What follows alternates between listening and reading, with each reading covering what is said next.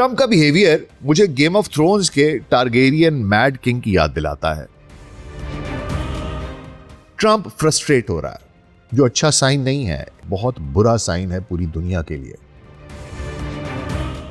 چین نے اپنی سمندری اور فضائی حدود جو ہیں ان کو محدود کر دیا ہے 40 روز تک. اس سے یہ پتا چلتا ہے، یہ اشارے ہیں جو آپ کو بتاتے ہیں کہ بھائی شاید کچھ ہونے والا ہے. اگر ہم دیکھیں تو پوری دنیا کی نظریں اس جنگ پر ٹکی ہوئی ہیں. کہتا رہا کہ جی آپ نے ہرمز کھولو ورنہ تمہیں جہنم واصل کر دوں گا، دیکھتے رہو. اور آخر میں کہتا ہے کہ جی تمام تعریفیں اللہ کے لیے. یہ ایک طنز تھا اسلام پر، مسلمانوں پر، ایک طنز جان بوجھ کر. خلیجی ممالک کیا چاہتے ہیں؟ وہ کیا چاہتے ہیں کہ حملے کرے یا امن ہو جائے؟ وہ کیا چاہتے ہیں؟ یہ جنگ نہ رکی تو دنیا پر کیا اثرات ہوں گے؟ 1 گیگا بائٹ کا طاقتور اے آئی ہب ہے. مائکروسافٹ، اوپن اے آئی، انویڈیا اور دیگر کمپنیوں کا مشترکہ پروجیکٹ ہے. اس نے اس کو نشانہ بنانے کی دھمکی دی ہے. امن کا کوئی چانس ہے؟ امن معاہدہ کہاں تک پہنچا اور کیا واقعی امن ممکن ہے؟ اگر ہاں تو کب تک؟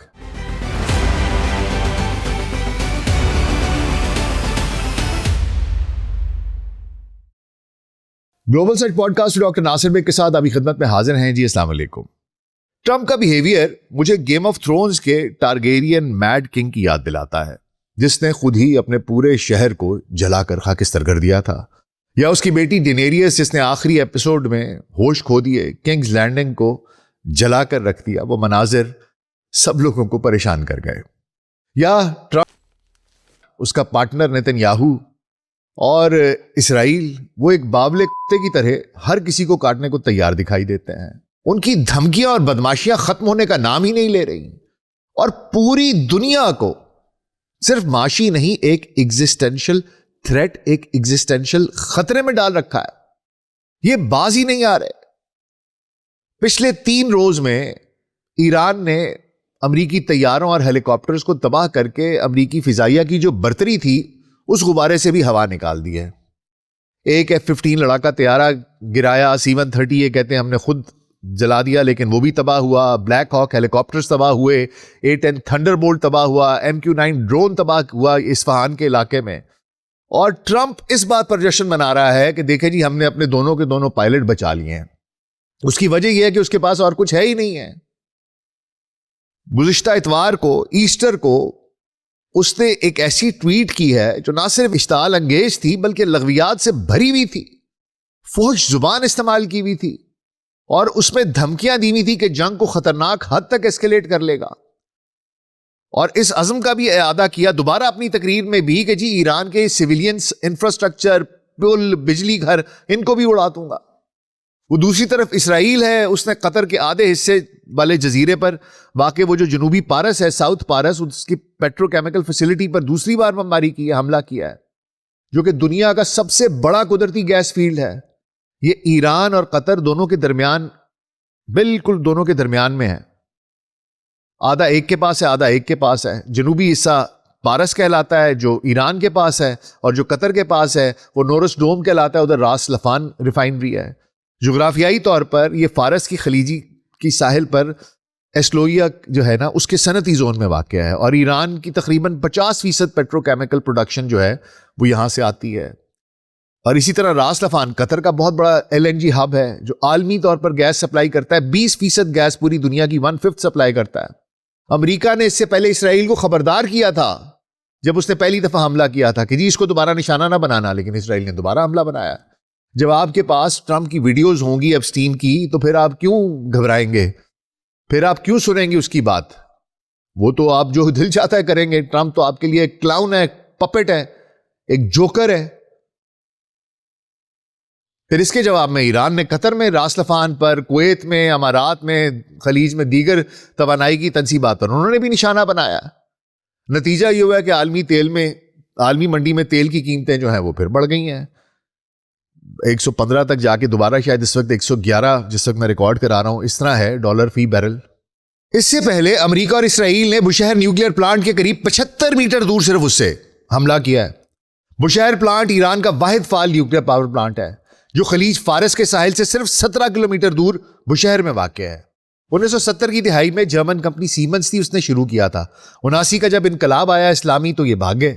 2011 میں پھر اس کو دوبارہ روس نے آ کے اس کو فعال کیا. 2011 سے یہ آپریشنل ہے. 1000 میگا واٹ اس کی کیپیسٹی ہے.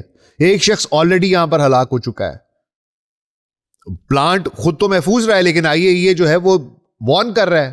وہ کہہ رہے ہیں ہم اس کی تابکاری کی نگرانی کر رہے ہیں. روس نے یہاں سے اپنا عملہ واپس بلا لیا ہے. وہ کہتے ہیں یہ تو بہت بڑا خطرہ ہے. اب آپ ذرا امیجن کیجئے اگر یہ پلانٹ ہٹ ہو گیا تو اس سے جو خلیج فارس ہے اس کا پانی آلودہ ہو جائے گا. خلیجی ممالک میں پینے کے پانی وہ نہیں ہوگا کیونکہ وہ سارے کا سارا اسی پانی کو ڈیسیلینیٹ کرتے ہیں. مطلب کوئی سوچ سکتا ہے کہ خطرہ کیا ہو سکتا ہے.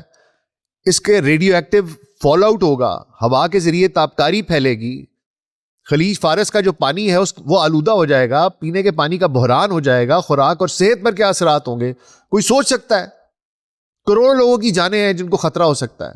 اور پھر یہ جو باولا ٹرمپ ہے اس نے وارننگ دی کہ جی آج منگل کو 7 اپریل 2026 کو پاور پلانٹ ڈے اور برج ڈے ہوگا. اگر آپ نے ہرمز نہ کھولا گیا تو وہ ایرانی پاور انفراسٹرکچر, پل اور سویلین ٹارگٹس پر حملہ کرے گا. ڈیڈ لائن میں آپ کو سمجھا دوں, یہ آج شام 8 بجے امریکی ایسٹرن ٹائم ہے, جو ایران کے وقت مطابق بدھ 8 اپریل کی صبح 3:30 بجے کی بنتی ہے اور پاکستان کے وقت مطابق صبح 5 بجے کی بنتی ہے کل کی.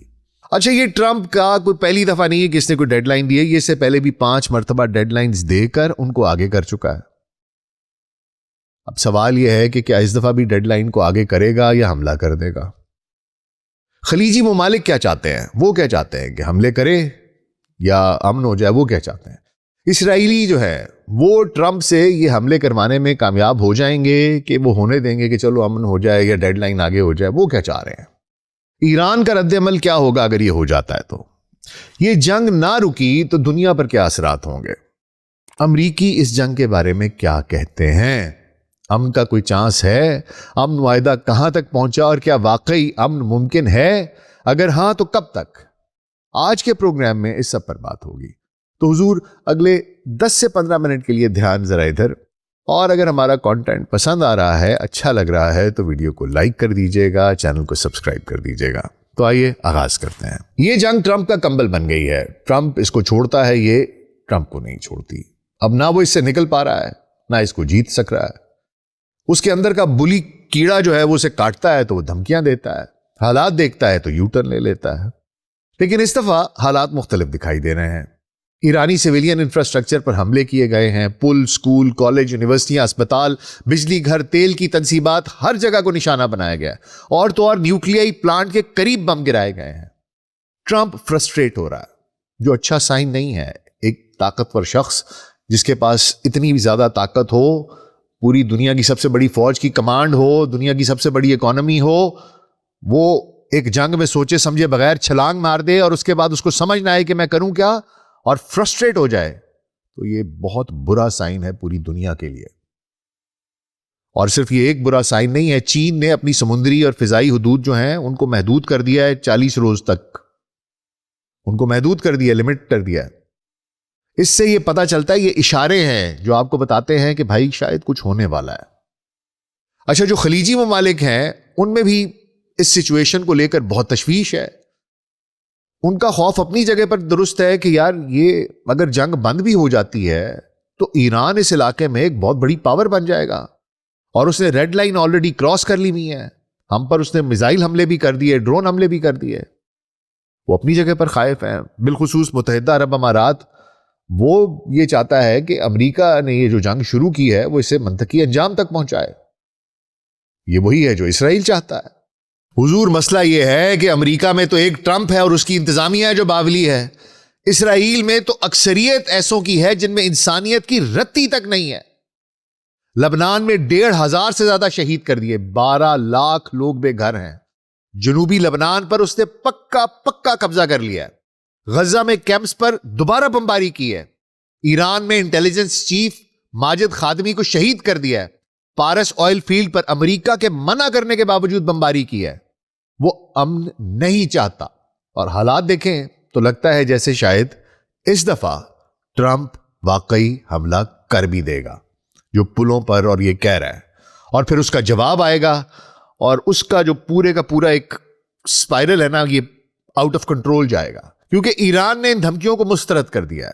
اس نے خلیج میں تیل کی تنصیبات، اسرائیل میں شہروں پر امریکی بیسز کو نشانہ بنایا. اس دھمکی کے جواب میں خلیج میں امریکی بیسز اور دیگر اہداف پر حملوں کی اس نے مزید دھمکی دی ہے کہ میں مزید کروں گا. خاص طور پر ابو ظبی UAE میں اوپن AI کا $30 بلین کا Stargate AI data centre ہے. بعض لوگ اس سے زیادہ قیمت بتاتے ہیں. یہ 1 گیگا وائٹ کا طاقتور AI ہب ہے. مائکروسافٹ، اوپن AI، انویڈیا اور دیگر کمپنیوں کا مشترکہ پروجیکٹ ہے. اس نے اس کو نشانہ بنانے کی دھمکی دی ہے. اور ایرانی انقلابی گارڈ جو ہے IRGC، اس نے ویڈیو جاری کر کے سیٹلائٹ امیجز دکھائے ہیں. دیگر ٹارگٹس میں اس نے کہا ہے کہ جی اس کے علاوہ خلیج کے جو امریکی فوجی اڈے ہیں، ڈیٹا سینٹرز ہیں، امریکی کمپنیاں ہیں، ان تمام تنصیبات کو ہم نشانہ بنائیں گے. اب آپ خود سوچ سکتے ہیں کہ معاملہ کس طرف کو جا رہا ہے. اچھا، پھر سوال ذہن میں یہ آتا ہے کہ بھائی کو بڑی خبریں ہو رہی تھیں کہ ثالثی ہو رہی ہے، ہم امن معاہدے کی طرف جا رہے ہیں، پاکستان نے اتنی کوشش کی، ترکی نے، مصر نے، عمان نے، سب لوگ کوشش کر رہے تھے، خلیج میں سعودی عرب نے بھی کوشش کی، سب لوگ کوشش کریں کہ بھائی امن ہو جائے، جان چھوٹے اس چیز سے. وہ معاملات ایک علیحدہ چل رہے ہیں جو کہ امریکہ اور ایران کے درمیان جنگ بندی چاہتے ہیں.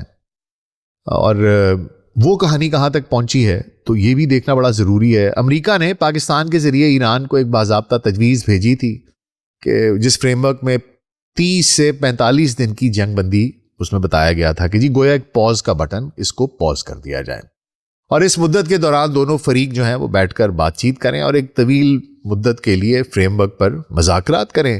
اور اگر پہلے مرحلے میں بات بن گئی تو پھر دوسرے مرحلے میں جایا جائے جس میں مستقل اور پائیدار امن کا معاہدہ ہو جائے. اچھا، دونوں فریق جو ہیں وہ بنیادی طور پر مختلف چیزیں چاہتے ہیں اور ان کے درمیان جو خلا ہے وہ چھوٹا نہیں ہے، وہ ایک خلیج ہے، بہت بڑا ہے. امریکہ کی طرف سے مطالبات جو ہے نا وہ بہت ہی وسیع ہیں، سویپنگ قسم کے ہیں. امریکہ چاہتا ہے کہ ایران اپنے ایٹمی پروگرام کو بند کر دے، اہم تنصیبات کو ختم کرے، جیسے فورڈو ہے، نیتنز ہے، اصفہان ہے. وہ چاہتا ہے کہ جی یورینیم انریچمنٹ کے جو ذخائر ہیں وہ امریکہ کے حوالے کر دیے جائیں. اس کے علاوہ دوبارہ کبھی آئندہ جوہری ہتھیار بنانے کی کوشش نہ کی جائے، بلکہ اور کوئی یورینیم کی افزودگی بھی وہاں پر نہ ہو، ایران کے اندر کوئی ایسی فیسلٹی نہ ہو، اور کوئی ایک جگہ بنا لی جائے علاقے میں، کہیں خلیج میں یا پاکستان میں آ کے یہاں پر کہیں وہ آ کر اگر ان کو چاہیے سویلین مقاصد کے لیے تو یہاں پر آ کر کرنا ہے. دوسرا وہ کہتے ہیں کہ جی میزائل اور ڈرون کی جو صلاحیت ہے نا وہ آپ اس کو کم کریں، رول بیک کریں، یہ بہت زیادہ ہے. پھر خطے میں اس نے کہا جی اپنی جو پراکسی کا نیٹ ورک ہے اس کو ختم کریں. پھر آبنہ ہرمز جو سب سے امپورٹنٹ ہے کہ اس کو مکمل طور پر بین الاقوامی بحری جہاز رانی کے لیے دوبارہ کھول دیا جائے. اور پھر اس کا ایک سیاسی پہلو بھی ہے.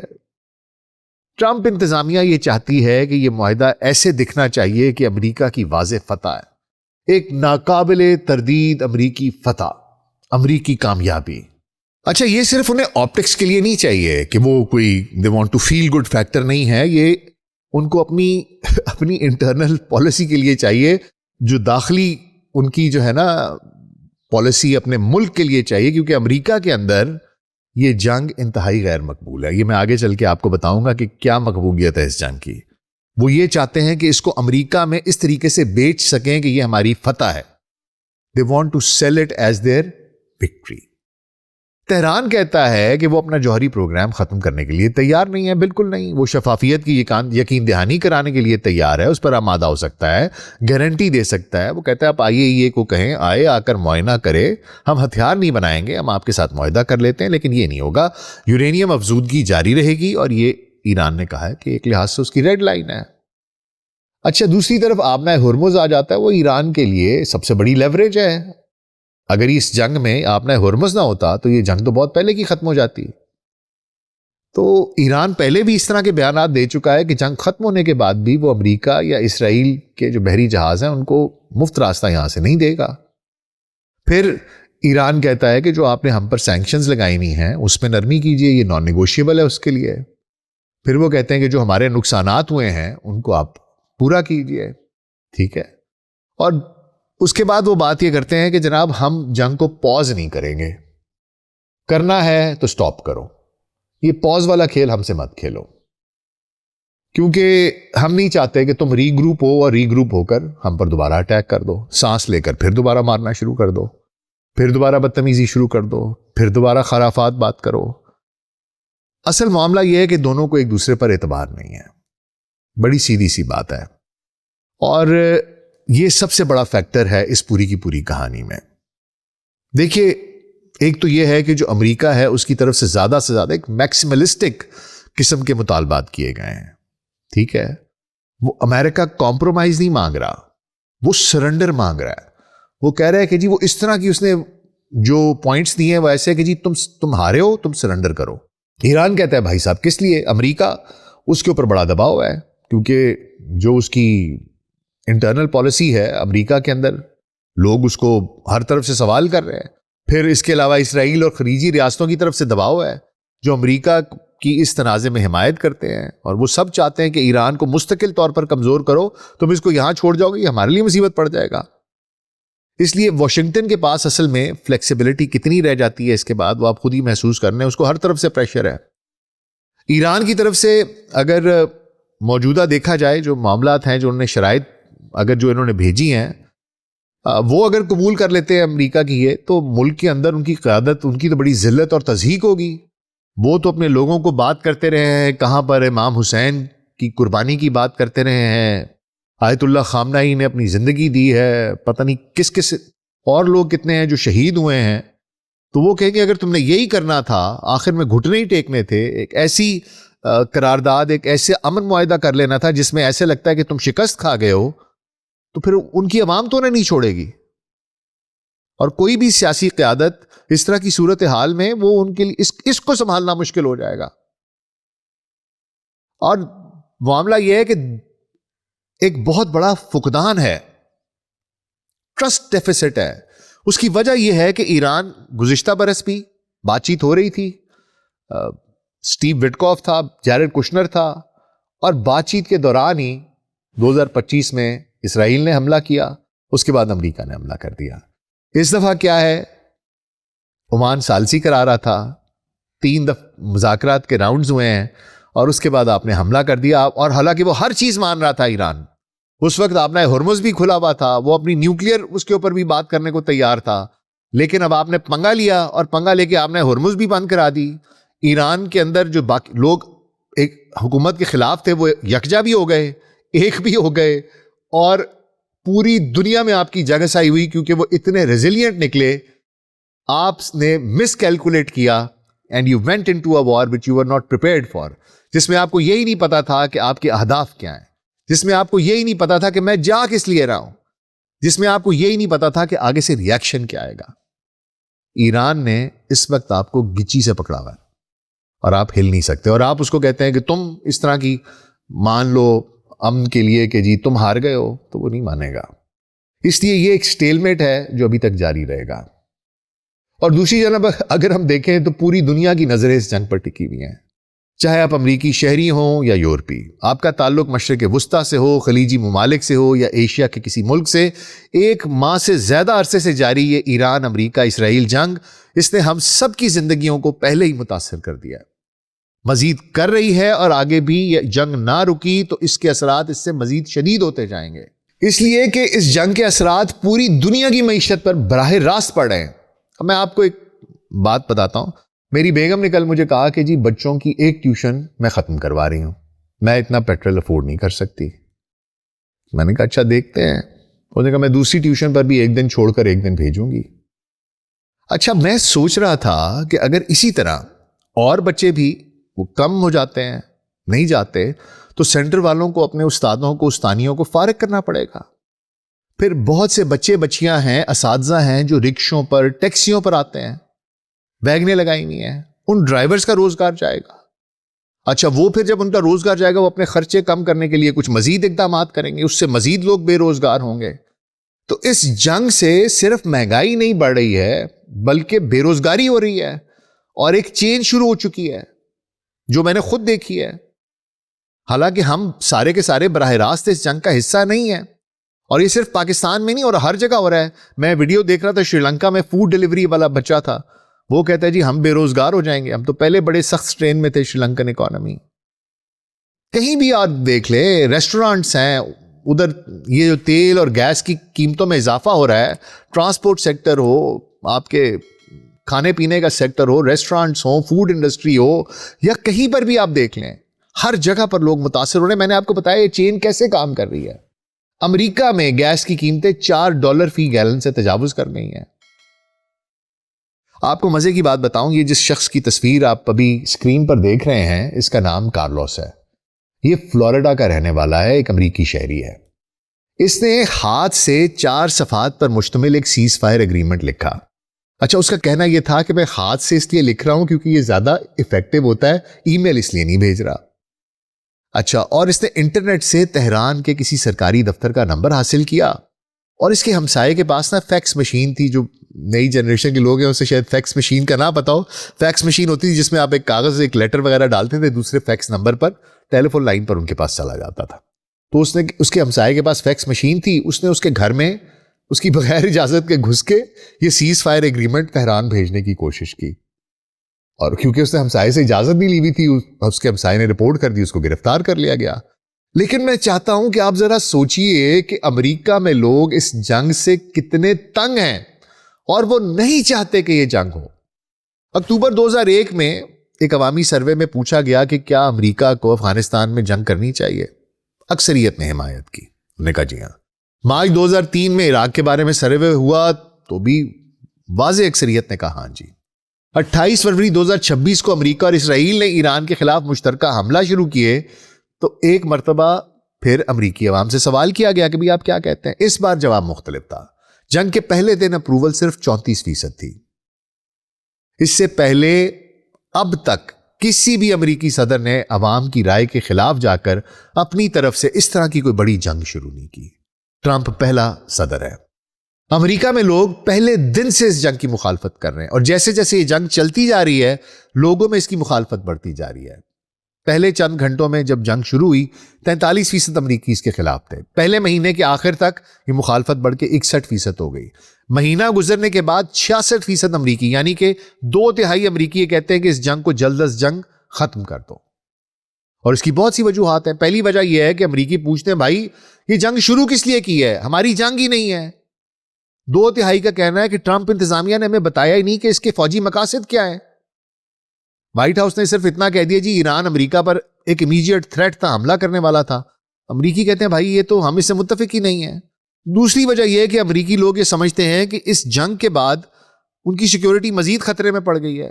آدھے سے زیادہ لوگوں کا خیال ہے کہ ایران پر حملہ ہونے کے بعد وہ اور زیادہ بڑا تھریٹ بن جائے گا۔ تیسری وجہ یہ ہے کہ جنگ نے انہیں پہلے ہی مالی طور پر متاثر کیا۔ 28 فروری کے بعد سے گیس کی قیمتیں $1 سے بھی زیادہ فی گیلن بڑھی ہیں۔ زیادہ تر لوگ ان کو تشویش ہے، قیمتیں مزید بڑھ رہی ہیں۔ پھر یہ تاثر سیاسی وابستگیوں سے بالا تر ہے۔ آدھے سے زیادہ کا کہنا ہے کہ ان کے گھریلو مالی حالات پر پہلے سے زیادہ برا اثر پڑا ہے، اور ان سے پوچھا کہ اس کا ذمہ دار کون ہے تو 60% نے کہا کہ ٹرمپ ہے۔ اور معیشت سے نمٹنے کے حوالے سے اس کی اپروول ریٹنگز جو ہیں وہ 31% ہیں، کم ترین سطح پر ہیں۔ اور ایسے میں ٹرمپ کا رویہ کیا ہے وہ بھی دیکھ لیجئے۔ ایسٹر کو جو مسیحیوں کا مذہبی تہوار ہے، جس دن مسیحی روایات کے مطابق یسوع مسیح ریسریکٹ ہوئے تھے، یعنی پھر سے زندہ ہوئے تھے، یہ مسیحی عقیدہ ہے۔ یہ دن عیسائی مذہب میں بے حد عقیدت کا حامل ہے، اور اسی روز یہ گزشتہ اتوار جو گزری ہے اس کو ٹرمپ نے امریکی عوام کو ایسٹر کی مبارکباد نہیں دی، یسوع مسیح کی بات نہیں کی۔ اس نے ٹویٹ کیا جس کی زبان انتہائی گھٹیا تھی کہ کوئی بھی معزز شخص اسے دوبارہ دہرا نہیں سکتا۔ نہ اپنے عہدے کا پاس، نہ سفارتی آداب کا لحاظ، نہ مقدس دن کی شرم، نہ انسانی حقوق کی پامالی کا خوف۔ اس گھٹیا ٹویٹ کا متن میں آپ کو کچھ تھوڑا بہت بتا دیتا ہوں کہ کیا اس کا مطلب کیا تھا۔ اس نے اعلان کیا کہ جی منگل کے دن ایران میں برج ڈے اور پاور پلانٹ ڈے کو ملا کر ایک تباہ کن ایونٹ میں کروں گا جی، اور ایک ایسی تباہی جو پہلے کبھی دیکھی نہیں گئی ہوگی۔ آگے پھر گالیاں بکتا رہا اور فضول بات کرتا رہا اور کہتا رہا کہ جی آپ نے ہرمز کھولو ورنہ تمہیں جہنم واصل کر دوں گا، دیکھتے رہو۔ اور آخر میں کہتا ہے کہ جی تمام تعریفیں اللہ کے لیے۔ ایک طنز تھا اسلام پر، مسلمانوں پر، ایک طنز جان بوجھ کر۔ اچھا، پورے امریکہ میں بلکہ پوری دنیا میں اس ٹویٹ کی مذمت کی گئی۔ امریکی کانگریس میں اس پر بحث ہوئی۔ یہ ٹویٹ جو ہے یہ نہ صرف عیسائی بلکہ مسلمان دونوں کے لیے توہین آمیز اور ذلت آمیز تھی۔ عالمی سطح پر تنقید ہوئی۔ کچھ امریکی قانون سازوں نے کہا کہ 25ویں ترمیم کا مطالبہ کیا، انہوں نے کہا اس کو امپیچ کرو، مگر ٹرمپ پر کوئی اثر نہیں پڑا۔ اب ٹرمپ کی جو زیادہ تر بیس ہے نا وہ کنزرویٹو ہے۔ وہ کہتے ہیں ایسٹر کے دن ایسا ٹویٹ، یہ تو مسیحی اقدار کے خلاف ہے۔ टकर कार्लसन ने बड़ी टका के बेइज्जती की है. वो कहता है कोई भी मसीही ईस्टर के दिन इस किस्म की खराफात नहीं बोल सकता. वो कहता है इसका मतनी मसीही अकदार के खिलाफ है, हमारी आइडियोलॉजी के खिलाफ है. मीडिया और डिप्लोमैट्स वो इसकी बेहुदा जुबान पर एतराज कर रहे हैं. इस्लामी ममालिक में इस्लाम और मुसलमानों पर तंजिया जुबान पर तनकीद हो रही है, लेकिन ईरान सबसे चिल है जी. वो ट्रंप को ट्रोल कर रहा है. पूरी दुनिया से ईरानी सफारत खानों ने ट्रंप की ट्वीट्स के जवाब दिए हैं. जिम्बाब्वे की ईरानी एम्बेसी ने ट्वीट किया, आमना हुरमज नहीं खोल सकते, हमसे चाबियां गुम गई हैं. साउथ अफ्रीका ने कहा, चाबियां गमले के नीचे पड़ी हैं, खुद खोल लो. बरतानिया में ईरानी एम्बेसी ने कहा, मुंह बंद रखना बेहतर होता है, तब तक लोगों को शक रहता है कि आप अहमक हैं, बजाय इसके कि आप मुंह खोलते हैं और उनके शक को यकीन में तब्दील कर दें. इंडिया में एम्बेसी कहती है ऐसे ही ब्रैट्स और सोर लूजर्स बिहेव किया करते हैं.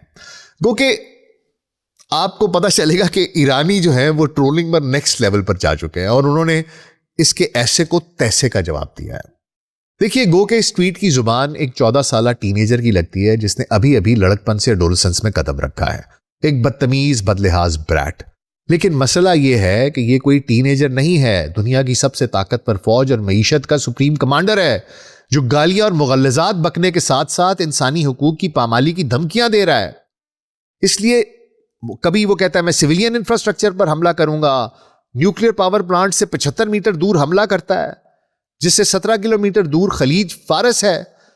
कभी स्कूलों पर हमले करता है, अस्पतालों पर हमले करता है, और असल में वो धमकी ये देना चाह रहा है कि हम ईरान को भी गजा बना देंगे. ये इस तरह की बातचीत हो रही है. और फिर मैंने आपको बताया चीन ने पाबंदियां लगाई हैं, उसने रोका है उसको, अपनी एयर स्पेस को और सी स्पेस को. वो एक बहुत बड़ा इशारा है. इसलिए जंग बंदी या मुआहदा मुझे इस वक्त मुश्किल लगता है. उसके दोस्तों के हथियार बिक रहे हैं, अमेरिका का तेल बिक रहा है, उसको जाती फायदा हो रहा है क्योंकि वो हर चीज में किकबैक्स लेता है. लोग ये बातें करते हैं, एप्स्टीन फाइल्स लोग भूल गए हैं. मुआहदा वो इसलिए नहीं कर सकता क्योंकि जो रिपब्लिकन्स और उसकी ये सियासी मौत हो जाएगी. अगर उसने ऐसा मुआहदा कर लिया जिसमें ऐसा लगे कि वो बहुत बड़ी फतह नहीं हासिल की, तो ये तो उसकी और रिपब्लिकन्स की सियासी मौत हो जाएगी. खलीजी ममालिक और इसराइल वो अलग कह रहे हैं कि नहीं जनाब, अब ये शुरू किया है तो एंड पर करो, क्योंकि उनको खौफ है. ईरान मानने को तैयार नहीं है. वो कहता है मैं किस लिए मानूंगा. इसलिए ज्यादा चांसेस ये है कि वो अगर आज अपने जो थ्रेट है उसको मटीरियलाइज नहीं भी करता, थोड़ा डिले भी करवा लेता है, तो आज नहीं तो कल, कल नहीं तो परसों शायद वो इन धमकियों पर अमल कर देगा. गो के कोशिशें हो रही हैं. मुझे ब्रेक थ्रू बहुत बहुत मुश्किल लगता है, बशर्ते कि दोनों को, सबसे इंपॉर्टेंट चीज़ ये है कि दोनों में ट्रस्ट डेवलप हो जाए. अगर ट्रस्ट किसी तरीके से डेवलप हो गया तो फिर शायद कुछ हो जाए, वगरना इस चीज़ के चांसेस बहुत कम लगते हैं. और आज नहीं तो कल ये हमला कर देगा, और अगर उसने ऐसा कर दिया तो ईरान जवाब देगा. All hell will break loose, और तीसरी आलमी जंग को फिर कोई रोक नहीं सकता. आज के लिए इतना ही. अपना ख्याल रखिएगा. शुक्रिया.